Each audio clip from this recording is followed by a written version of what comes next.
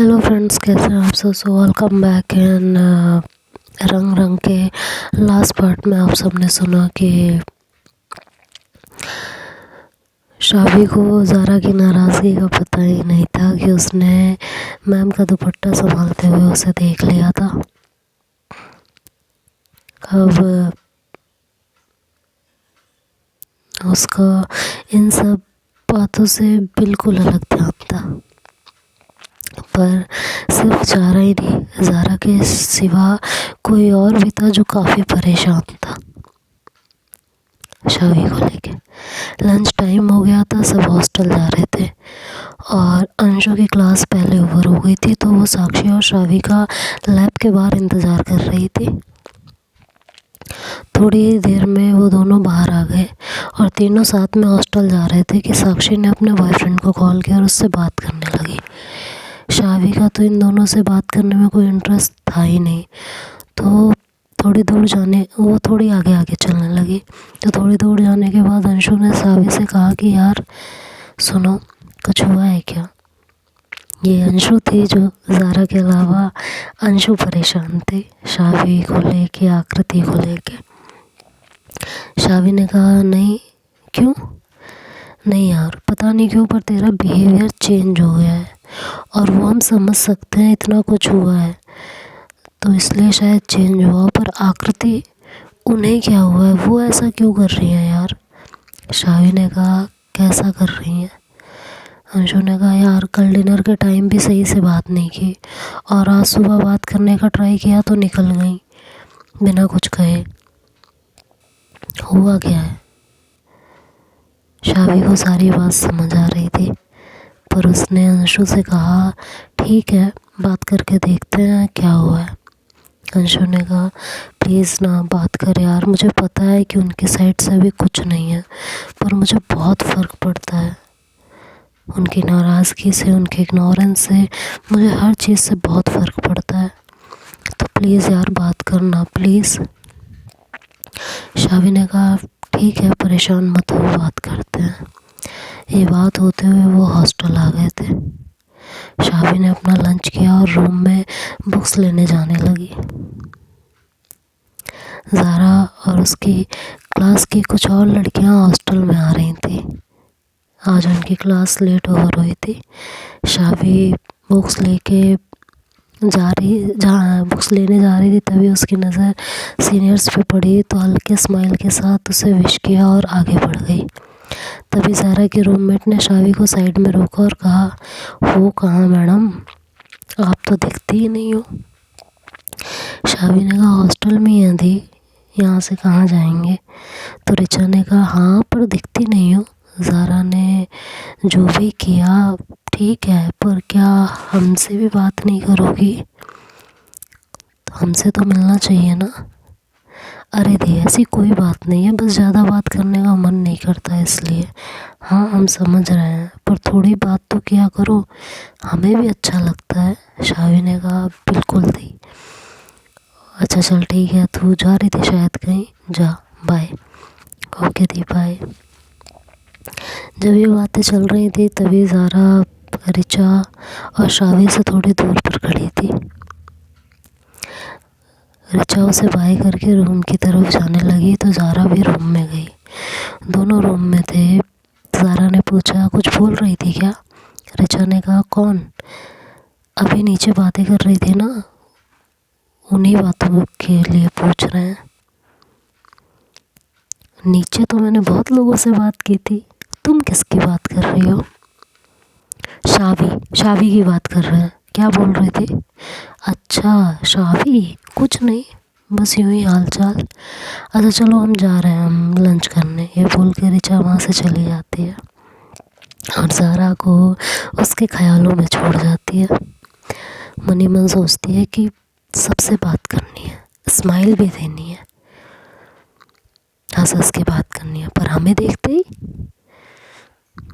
पता है मैंने बहुत गलत किया है उसके साथ, पर मेरे लिए एक स्माइल भी नहीं है उसके पास। पर मैं क्यों ऐसे तड़प रही हूँ, मुझे क्यों इतना फ़र्क पड़ रहा है। मैंने ही तो सब कुछ किया था ना, तो अब क्यों परेशान हो रही हूँ मैं, अब क्यों मुझे इतनी तड़प हो रही है, अब क्यों मैं इस तरह से तरस रही हूँ उससे बात करने के लिए। शायद मैंने खुद अपने लिए ये सज़ा चुन ली है, तो अब इस सज़ा को भुगतना भी पड़ेगा। जब वो मेरे पीछे घूमती थी, मुझे मनाती थी, मेरे आसपास रहती थी, तब मुझे दिक्कत होती थी, तो अब मैं क्यों परेशान हूँ। इधर शावी को हॉस्टल में अच्छा नहीं लग रहा था, तो वो जल्दी ही कॉलेज चली गई थी। अभी 5th लेक्चर में टाइम था, तो वो बाहर लॉबी में खड़ी थी। तभी सुमन ने उसे देखा तो उसके पास आ गई और कहने लगी, क्या बात है मेरा लड्डू, ऐसे अकेला क्यों खड़ा है। गुड आफ्टरनून दी। Good afternoon. पहले आप ये नाम चेंज करो, क्या है ये लड्डू, तो है लड्डू, हद है यार। अब मैं हद ना करूँ तो कौन करेगा। ये बोल के सुमन ने शावी के कंधे पर हाथ रख लिया था। थोड़ी देर इधर उधर की बात करने के बाद शावी ने कहा, दी कल आप बिज़ी थी क्या। नहीं तो, पर ऐसा क्यों पूछ रही है। नहीं, हमें लगा शायद बिज़ी हो आप, कुछ मैसेज का रिप्लाई नहीं किया था, तो तेरे मैसेज का रिप्लाई तो किया था मैंने, तो फिर। अरे ऐसे ही बोल रहे थे, पर सच बताओ बिज़ी थी ना। बिज़ी नहीं थी यार, मेरी बैंड बजी थी।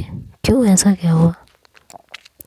वो रोशनी से कुछ बात हो रही थी और पता नहीं कौन सी बात का बुरा लग गया उसे।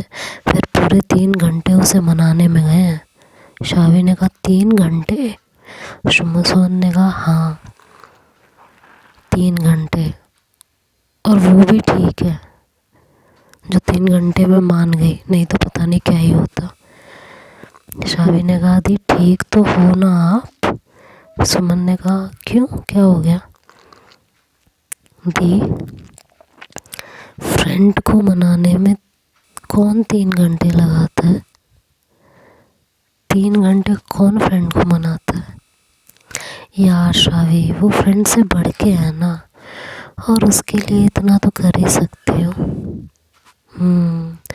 फ्रेंड से बढ़ के। तो सुमन ने स्माइल कर दी। शावी ने कहा, वैसे दी जितना बैलेंस लगाया है ना, उतने में आप हॉस्टल आके मना लेती हो उनको। बैलेंस की तो पूछ मत शावी, रिचार्ज कराना पड़ा था वापस, और आज सुबह फिर से कराया है। सच में हद कर दी थी आपने तो। क्या करूं यार, उसका गुस्सा नहीं देखा जाता ना।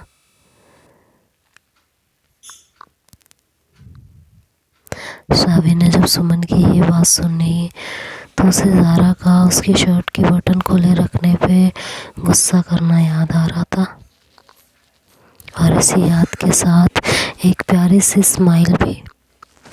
जब शावी ने काफ़ी देर तक कुछ नहीं कहा तो सुमन ने उसे हिलाया और कहा, कहाँ खो गई। हाँ, कहीं नहीं, यहीं थे। तू झूठ ना बोल, तेरी स्माइल ने बता दिया तू कहाँ खो गई थी। नहीं दी, वो बस मुझसे झूठ ना बोल, ठीक है। ये बोलने के बाद सुमन ने शावी को साइड से हक करके उसके कंधों को हल्का सा रब किया, जैसे कोई किसी को सहानुभूति देता है वैसे ही। फिर लेक्चर का टाइम हो गया तो दोनों ही अपनी अपनी क्लास में चले गए। क्लास ओवर हुई, सब हॉस्टल गए। इधर शावी की ऐसी बेरुखी ज़ारा के अंदर बेचैनी पैदा कर रही थी। अब वो शावी से दूर होके भी दूर नहीं रह पा रही थी। उसकी बेचैनी पल पल वक्त के साथ बढ़ती जा रही थी। और दूसरी तरफ शावी जो ज़ारा के साथ बिताए पलों को याद करती, लेकिन ज़ारा को एक नज़र पर देखती भी नहीं थी। उसने तो बस ज़ारा की हल्की सी झलक देख के ही गुजारा करना सीख लिया था, और ज़ारा को इग्नोर करना भी कहीं ना कहीं सीख लिया था। उसकी इग्नोरेंस, उसका ज़ारा से दूर होना ज़ारा को बहुत तकलीफ़ दे रहा था। ज़ारा को अब शावी से दूर रहना मुश्किल होता जा रहा था, लेकिन उसने खुद को किसी तरह समेट के रखा हुआ था, क्योंकि ज़ारा है तो ज़िद्दी ना। इधर धीरे धीरे वक्त बीतने लगा और एग्ज़ाम आने का टाइम हो गया। एग्ज़ाम आने वाले थे तो सभी स्टूडेंट्स थोड़ा लेट नाइट तक जागते थे। उस रात भी ऐसा ही था। रात 11:30 के आसपास शावी पढ़ाई कर रही थी। तभी शावी के पास आकृति का कॉल आया। शावी ने कॉल रिसीव की। शावी ने कहा, हाँ दी बोलिए, क्या हुआ? आकृति ने कहा, अभी फ्री हो तुम? हाँ बोलिए ना, क्या हुआ? ऊपर आओ। ठीक है दी, बस 2 मिनट। शावी ने अपना रूम धीरे से ओपन किया क्योंकि बाकी सब सो रहे थे और ऊपर चली गई। आकृति स्टेयर के पास ही थी। शावी ने जब आकृति को ऐसे देखा तो उसे लगा कहीं आकृति सुमन की किसी बात को लेकर परेशान तो नहीं है, और वो आकृति की तरफ बढ़ी और पूछा, क्या हुआ दी, सब ठीक तो है ना? आकृति ने कहा, हाँ सब ठीक है। वो एक्चुअली ना ज़ारा को तुम्हारी हेल्प चाहिए। शावी ये सुन के शॉक्ड हो गई थी। उसने कहा, मेरी? क्या काम है? हाँ वो शायद ऑनलाइन किसी के साथ सॉन्ग्स का कोई गेम खेल रही है इसलिए। तो मेरी क्या ज़रूरत है? अब वो बोले कि बुला दो तो हम क्या बोलते? अरे पर हमें क्यों, उसी से पूछ लो। हम नहीं जा रहे। शावी बुलाया है ना तो चली जाओ। हमें नहीं जाना दी। हद है। लेकिन क्यों? बस ऐसे ही थी। हमने बहुत मुश्किल से खुद को संभालना सीखा है, अब और नहीं। चली जाओ, बुला रही है। अच्छा ठीक है, जाते हैं। बहुत मत मार के शावी ज़ारा के रूम की तरफ बढ़ी। धीरे से डोर ओपन किया और अंदर गई। ज़ारा बेड के कॉर्नर पे बैठी थी और फ़ोन पे चैटिंग कर रही थी। शावी वहीं जाके खड़ी हो गई थी। ज़ारा ने शावी की तरफ देखा और उसे बेड पे बैठने को कहा। बैठ जाओ। शावी काफ़ी देर तक ऐसे ही खड़ी रही। ज़ारा ने फिर से कहा कि बैठ जाओ, तो शावी थोड़ा सा अनकंफर्टेबल होके बैठ गई। शावी काफ़ी देर तक वहीं बैठी रही। ज़ारा फ़ोन पे चैटिंग कर रही थी और बीच बीच में उसकी नज़रें शावी को देख रही थी, लेकिन शावी ने अपनी नज़रें झुका रखी थी। उसने एक नज़र उठा के भी ज़ारा को नहीं देखा था। ज़ारा ने कहा, एग्ज़ाम की तैयारी हो गई? शावी ने नज़रें झुकाए ही जवाब दिया, ऑलमोस्ट। ज़ारा ने कहा, सारे सब्जेक्ट की? कुछ कुछ बाकी है, हो जाएंगे। शावी कम से कम बोल के ज़ारा की बातों का जवाब दे रही थी और ज़ारा और सवालों की तलाश में थी। शावी उन बातों का जवाब देती थी पर वो ज़ारा की तरफ देखती नहीं थी। शावी मन ही मन अपने आप को समझा रही थी कि नहीं शावी, नहीं नहीं नहीं, देखना नहीं है, बिल्कुल नहीं देखना है। अपने आप पे कंट्रोल रखो, खुद पे यकीन रखो। तुम कर सकती हो, नहीं देखना है। अगर तुमने उसकी तरफ देखा तो तुम्हारी आंखें तुम्हारे दिल का हाल बयां कर देंगे, और ये हाल उन्हें बयां नहीं होने देना है। नहीं देखना है शावी उनकी तरफ। एक अजीब ही जंग से शावी अंदर ही अंदर लड़ रही थी। इधर ज़ारा मन ही मन सोच रही थी कि एक बार मेरी तरफ देख लो शावी, एक बार देख लो, किसी सवाल का जवाब देते हुए तो देख लो। दोनों ही अलग ही कश्मकश में थे। ज़ारा ने बात को आगे बढ़ाते हुए कहा कि आज का प्रैक्टिकल कैसा रहा? शावी ने कहा, अच्छा था। जैसे ही शावी ने कहा अच्छा था तो ज़ारा की आंखों के सामने लैब की पूरी तस्वीर घूम गई थी। फ्लैशबैक में वो पूरी रील चल गई थी जहाँ शावी ने मैम का दुपट्टा पकड़ रखा था। ज़ारा ने सोचते हुए कहा, प्रैक्टिकल करने में मज़ा आया होगा? हाँ। शावी ने हाँ तो बोल दिया था और फिर सोचने लगी कि प्रैक्टिकल में मज़ा, क्या हो गया है इन्हें, कुछ भी सवाल कर रही हैं, अजीब ही है। प्रैक्टिकल करने में कौन सा मज़ा आया होगा। इधर ज़ारा शादी के जवाब सुन के सोचने लगी कि वाह मज़ा आया, बहुत बढ़िया। तभी आकृति अंदर आई। उसने कहा ज़ारा तुम्हारा गेम हो गया। ज़ारा ने कहा हाँ हो गया। आकृति ने कहा यार सोना था, लाइट ऑफ करेंगे इसलिए पूछ रहे थे। ज़ारा ने कहा सॉरी यार टाइम का ध्यान नहीं दिया, सो जाओ तुम हम चलते हैं। शावी भी वहाँ से खड़ी हो गई और उसने कहा गुड नाइट थी। ये बोल के शावी और ज़ारा दोनों रूम से बाहर आए। ज़ारा कुछ बोलती उससे पहले ही शावी ने कहा गुड नाइट, और अगर सच में कुछ हेल्प चाहिए होगी तो एक टेस्ट कर दीजिएगा, बहाना मत मारिएगा। ज़ारा ने कहा नहीं, हमने अब गुड नाइट बोल दिया है उन्हें, थैंक यू। ज़रूरत अगर कभी पड़ी उनके साथ फिर से गेम खेला तो तुम्हें ज़रूर बुला लेंगे।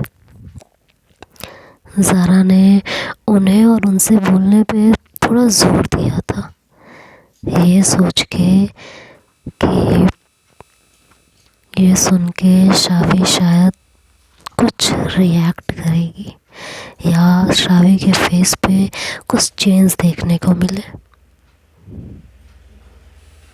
पर शावी बिल्कुल नॉर्मल थी, या ऐसा कहे कि उसका फेस नॉर्मल था। उसने ये सुन के भी बहुत आराम से कहा था कि ठीक है फिर गुड नाइट। ज़ारा ने भी कहा हाँ गुड नाइट। शावी के ऐसे रिप्लाई से ज़ारा का मूड पूरी तरह ऑफ हो गया था और वो गुस्से में वहाँ से चली गई थी। शावी भी नीचे की तरफ चली गई। ज़ारा ने एक बार अपना रूम लॉक करने से पहले गैलरी में देखा।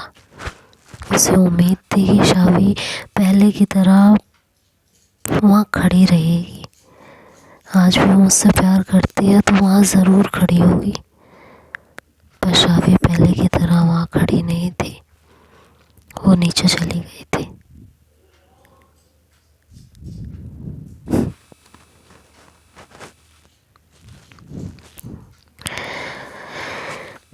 ऐसा ही होता है ना, पहले किसी को दूर कर दो तो बाद में बहुत तकलीफ़ देता है उसका इग्नोरेंस। इसीलिए किसी को दूर करने से पहले 50 बार सोच लेना चाहिए।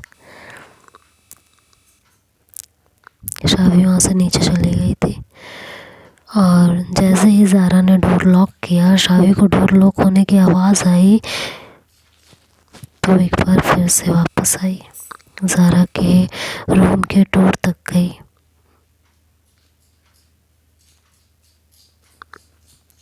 डोर पे लगे ज़ारा के हाथों का टच महसूस किया।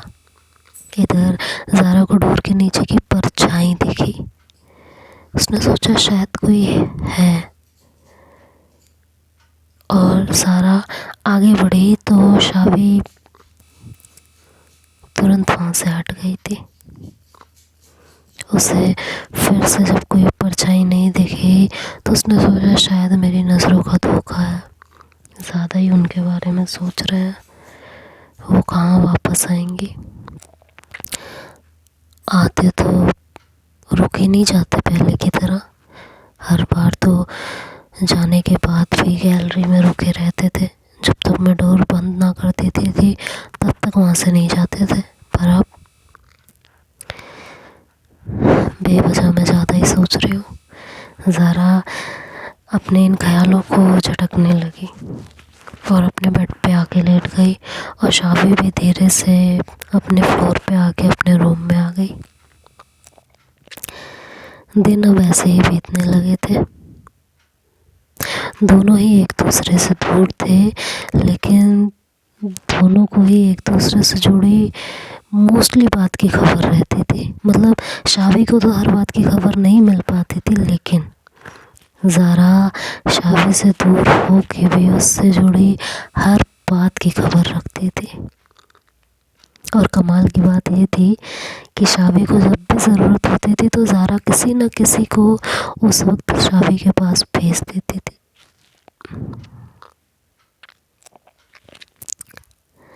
और शावी की हेल्प करने की पूरी कोशिश करती थी। एग्ज़ाम शुरू होने वाले थे मंडे से, तो शावी ने भी अब अपनी फीलिंग्स को साइड करते हुए पढ़ाई पे फोकस करना शुरू कर दिया था। और पढ़ाई के लिए वो अक्सर आकृति के रूम में चली जाती थी, क्योंकि वहाँ वो ज़्यादा फोकस कर लेती थी। उसे अंशु और साक्षी के साथ एक घुटन महसूस होती थी।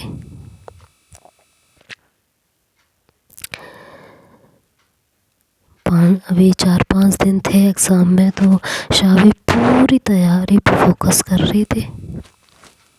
और ज़ारा उसे अक्सर पढ़ते हुए देखती तो उसे अच्छा लगता, लेकिन दोनों ने ही एक दूसरे से दूरियां बना रखी थी।